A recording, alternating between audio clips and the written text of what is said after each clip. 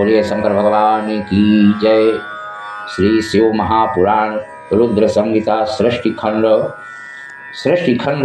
श्री शिव महापुराण के अंतर्गत कुबेर का काशी में आकर तप करना, तपस्या से प्रसन्न उमा सहित भगवान विश्वनाथ का दर्शन पाना और अनेक वर प्राप्त करना, कुबेर द्वारा शिव मैत्री का भी वरदान और शिव तत्व को प्राप्त करना। ब्रह्मा जी नारद जी से कह रहे हैं कि हे बस, पहले के पद्म कल्प की बात है, मुझ ब्रह्मा के मानस पुत्र पुलस्त्य से विश्वश्रवा का जन्म हुआ। विश्वश्रवा के पुत्र वैश्रवण कुबेर हुए। उन्होंने पूर्व काल में अत्यंत उग्र तपस्या के द्वारा त्रिनेत्रधारी महादेव की आराधना करके और अलकापुरी का राजा बना। कुछ कल्प के व्यतीत हो जाने पर मेघ वाहन कल्प आरंभ हुआ।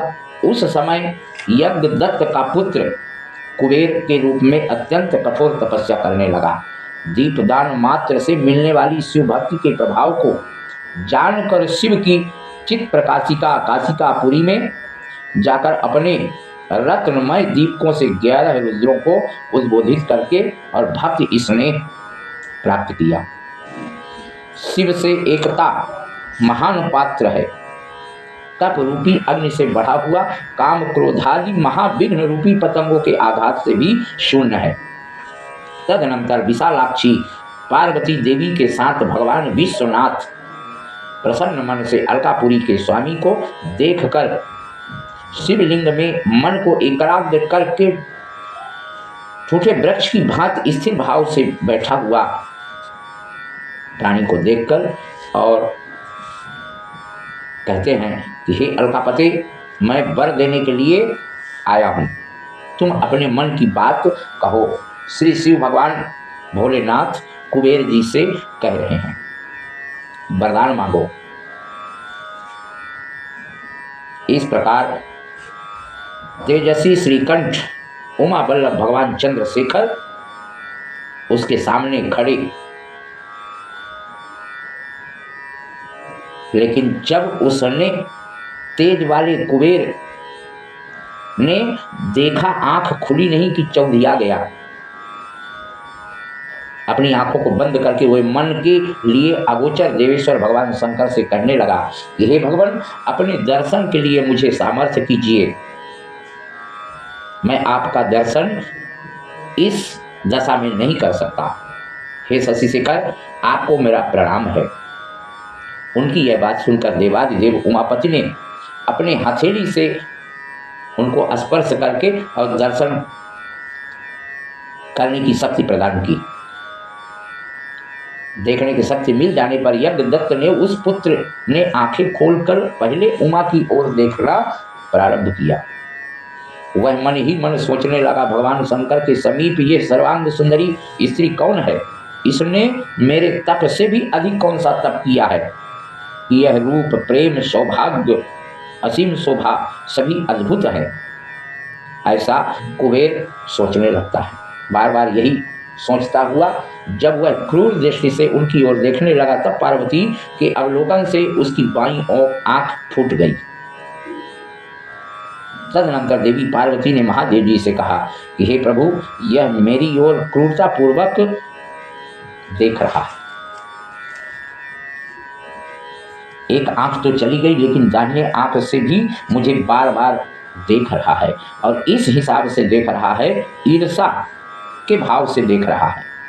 देवी की यह बात सुनकर भगवान शिव ने हंसते हुए कहा, हे देवी, यह क्रूर दृष्टि से नहीं देख रहा है, अभी तुम्हारी तपह संपत्ति का वर्णन कर रहा है। भगवान शिव पुनः उस कुबेर से बोलते हैं, हे वत्स, मैं तुम्हारी इस तपस्या से संतुष्ट होकर तुम्हें वर देता हूँ कि तुम निधियों के स्वामी हो जाओ, राजाओं के राजा हो जाओ, यक्षों, किन्नरों और राजाओं के भी तुम ऊपर राज्य करो। तुम इन सब के लिए धन के दाता हो जाओ। मेरे साथ सदा तुम्हारी मैत्री बनी रहेगी। और हे मित्र, तुम्हारी प्रीति बढ़ाने के लिए मैं अलका के पास ही रहूंगा, नित्य तुम्हारे निकट निवास करूंगा। हे महाभक्त यज्ञदत्त कुमार, उमा देवी के चरणों में प्रसन्न मन से प्रणाम करो, ये तुम्हारी माता हैं। नारद जी से ब्रह्म रूपी ब्रह्मा जी बता रहे हैं। इस प्रकार वर देकर भगवान शिव ने देवी पार्वती से कहा, हे देवेश्वरी तपस्विनी, पुत्र पर कृपा करो, यह तुम्हारा पुत्र है। भगवान शंकर का यह कथन सुनकर जगदम्बा पार्वती अति प्रसन्न चित्त से उस यज्ञदत्त कुमार से कहने लगी, हे वत्स भगवान शिव, मैं तुम्हारी सदा निर्मल भक्ति बनी रहे। तुम्हारी बाईं आंख छोटी होने के कारण भी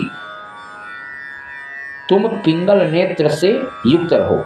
महादेव जी ने तुम्हें जो वर दिए हैं, ये सब उसी रूप में तुम्हें सुलभ होगा। हे पुत्र, मेरे रूप के प्रति ईर्षा करने के कारण तुम कुबेर नाम से प्रसिद्ध हो जाओ। इस प्रकार कुबेर को वर देकर भगवान महेश्वर पार्वती देवी के साथ अपने धाम के लिए प्रस्थान कर देते हैं। कुबेर ने भगवान शंकर की मैत्री प्राप्त की और अलकापुरी के पास जो कैलाश पर्वत है वह भगवान शंकर का निवास हो गया। बोलिए श्री शंकर भगवान की जय, बोलो कैलाशपति महाराज की जय। भगवान शिव का कैलाश पर प्रस्थान और सृष्टि खंड का उपसंहार ब्रह्मा जी नारद जी से कह रहे हैं। कुबेर के तपोबल से भगवान शिव का जिस प्रकार पर्वत श्रेष्ठ कैलाश पर शुभागमन हुआ है,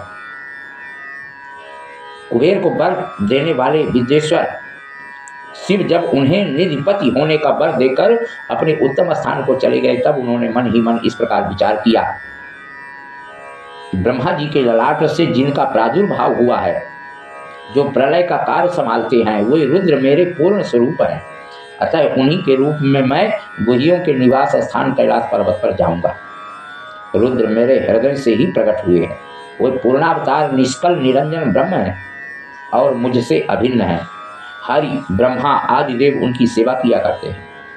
उन्हीं के रूप में मैं कुबेर का मित्र बनकर उसी पर्वत पर विशाल पूर्वक रहूंगा, महान तपस्या करूंगा। ऐसा मन में विचार कुबेर बनाते हैं।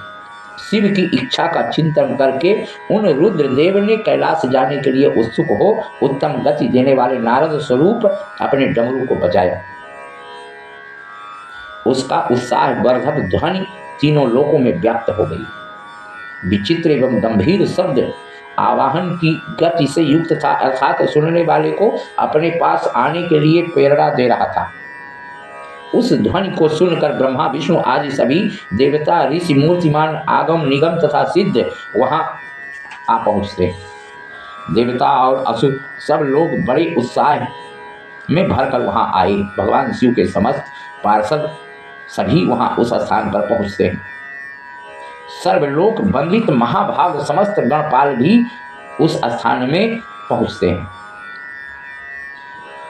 शंख कर्ण नाम का गणेश्वर 1 करोड़ गणों के साथ, केकराक्ष 10 करोड़ और विकृत 8 करोड़ गणों के साथ जाने के लिए एकत्रित हुआ।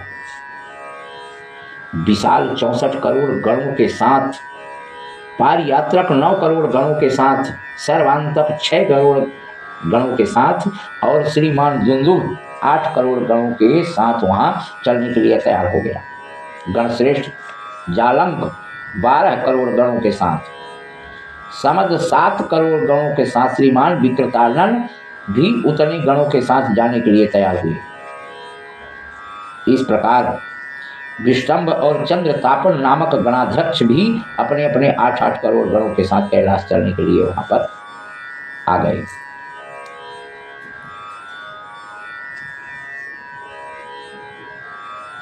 अग्नि 100 करोड़, अभिमुख 1 करोड़, आदित्य मूर्धा तथा धनावह भी 1-1 करोड़ गणों के साथ वहां पहुंचते हैं। सन्नाय तथा कुमुद 100-100 करोड़ गणों के साथ और अमोघ कोकिल एवं सुमंत्रक 1-1 करोड़ गणों के साथ वहां पहुंचते हैं। महावल, मधुपिंग तथा पिंगल नामक गणेश्वर 9-9 करोड़ों के साथ वहां उपस्थित होते हैं। नील एवं पूर्ण भद्र नामक गणेश भी 90-90 करोड़ों गणों के साथ वहां पहुंचते हैं। इन गणाधिपों के अतिरिक्त अन्य बहुत से असंख्य शक्तिशाली गणेश्वर वहाँ कैलाश चलने के लिए आते हैं। वे सब 1000 भुजाओं वाले जटा मुकुट धारण किए हुए थे। सभी गण चंद्रमा के आभूषण से शोभायमान थे। सभी के कंठ नील वर्ण के थे और वे 3-3 नेत्रों से युक्त थे। सभी हार कुंडल केयूर मुकुट आदि आभूषणों से अलंकृत थे। विष्णु आदि प्रमुख समस्त देवता वहां जाकर भगवान सदाशिव को देखकर हाथ जोड़कर नतमस्तक होकर उनकी उत्तम स्तुति करने लगते हैं। भगवान विष्णु देवताओं के साथ परमेश्वर भगवान महेश महात्मा कुबेर के प्रेम से वशीभूत हो कैलाश को चली गई। कुबेर ने विषा परिवार भक्ति पूर्वक नाना प्रकार से उपहारों के साथ वहां पहुंचते हैं। शिव संतुष्ट होकर अनुगमन करने वाले विष्णु आदि देवताओं अनन्य गणेश्वरों का भी विधिवत आदर सत्कार होता है। अति प्रसन्न चित्त भगवान शंभु कुबेर का आलिंगन कर और उसका सिर सूंघ कर अलकापुरी के अति निकट ही अपने समस्त अनुगामियों के साथ ठहर गए। हे मुनि, विश्वकर्मा ने शिव की आज्ञा से वहां जाकर यथाशीघ्र ही नाना प्रकार की रचना की। उस समय विष्णु की प्रार्थना से शिव प्रसन्न हो उठे और कुबेर पर अनुग्रह करके कैलाश पर्वत पर चले गए। शुभ मुहूर्त में अपने निवास स्थान में प्रवेश कर भक्त वत्सल उन परमेश्वर ने अपने प्रेम से सबको सनाथ कर दिया। इस प्रकार सभी गणों ने उस समय सिंहासन पर बैठे भगवान सदाशिव अत्यंत सुशोभित हो रहे हैं। उनकी महिमा और उनका स्वागत सत्कार करते हुए सब यथा उचित सेवा कर रहे हैं। सभी देवताओं ने पृथक पृथक रूप से अर्थ भरी वाणी अभीष्ट वस्तुओं से लोक मंगलकारी भगवान शंकर का स्तवन बंधन करते हैं। शिव जी कहते हैं, हे हरे, हे विधे, हे तात, सदैव तीनों लोकों का सृजन और संरक्षण करने वाले हे सूर्यश्रेष्ठ, आप दोनों मुझे अत्यंत प्रिय हैं। दोनों पर निर्भय होकर मेरी आज्ञा से अपने अपने स्थान को जाएं। मैं सदा आप दोनों को सुख प्रदान करने वाला हूँ और विशेष रूप से आप दोनों के सुख दुख को देखता ही रहता हूँ। भगवान सदाशिव के वचन को सुनकर मैं यानी ब्रह्मा और विष्णु दोनों प्रेम पूर्वक प्रणाम करके प्रसन्नचित्त होकर अपने धाम को लौट आते हैं।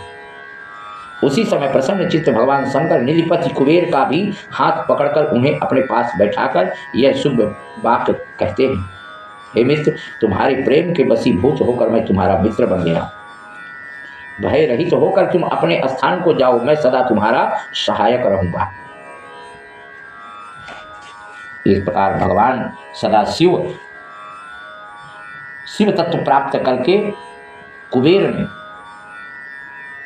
ब्रह्म का चिंतन करते, योग में तल्लीन रहते, स्वच्छंद मन से प्रेम पूर्वक अपने गणों को इतिहास सुनाते तथा विहार करने में चतुर भगवान की पूजा किया करता। भगवान स्वरूप परमेश्वर भगवान शंकर जो नाना प्रकार के योगियों में भी सर्वश्रेष्ठ है, उन्होंने अपने उस पर्वत पर अनेक लीलाएं किया।